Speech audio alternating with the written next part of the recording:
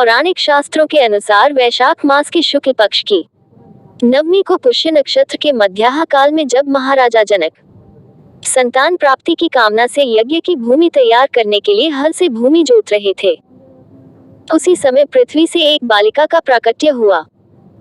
जोती हुई भूमि तथा हल के नोक को भी सीतक कहा जाता है, इसलिए बालिका का नाम सीतक रखा गया था। अतः इस पर्व को जानकी नवमी भी कहते हैं। मान्यता है कि जो व्यक्ति इस दिन व्रत रखता है एवं राम सीता का विधि विधान से पूजन करता है, उसे 16 महान दानों का फल, पृथ्वी दान का फल तथा समस्त तीर्थों के दर्शन का फल मिल जाता है। इस दिन माता सीता के मंगलमय नाम श्री सीताय नमः और श्री सीता रामाय नमः का उच्चारण करना लाभदायी रहता है। पौराणिक कथा के अनुसार मारवाड़ क्षेत्र में एक वेदवादी श्रेष्ठ धर्मधुरीन ब्राह्मण निवास करते थे। उनका नाम देवदत्त था। उन ब्राह्मण की बड़ी सुंदर रूपगर्विता पत्नी थी। उसका नाम शोभना था। ब्राह्मण देवता जीविका के लिए अपने ग्राम से अन्य किसी ग्राम में भिक्षाटन के लिए गए हुए थे।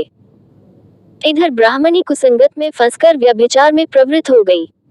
अब तो पूरे गांव में उसके इस निंदित कर्म की चर्चाएं होने लगी, परंतु उस दुष्टा ने गांव ही जलवा दिया। दुष्कर्मों में रत रहने वाली वह दुर्बुद्धि मरी तो उसका अगला जन्म चांडाल के घर में हुआ।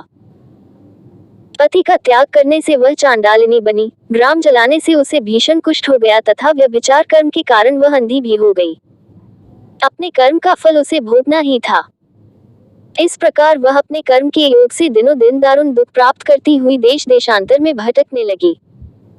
एक बार दैवयोग से वह भटकती हुई कौशलपुरी पहुंच गई।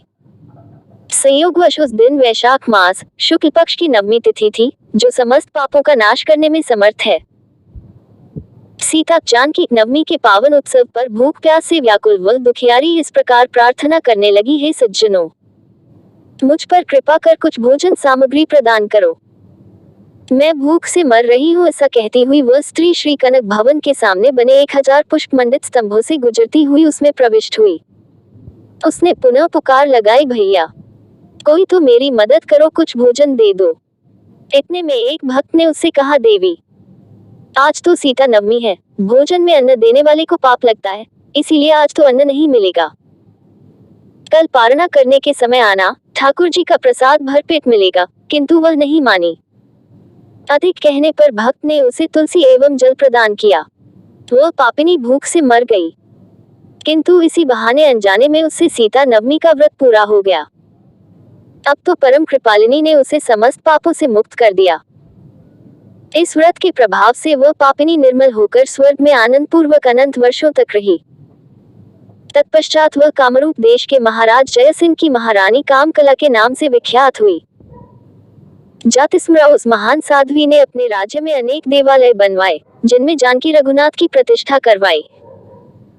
अतः सीता नवमी पर जो श्रद्धालु माता जानकी का पूजन अर्चन करते हैं, उन्हें सभी प्रकार के सुख सौभाग्य प्राप्त होते हैं। इस दिन जानकी स्तोत्र, रामचंद्राष्टकम, रामचरितमानस आदि का पाठ करने से मनुष्य के सभी कष्ट दूर हो जाते हैं।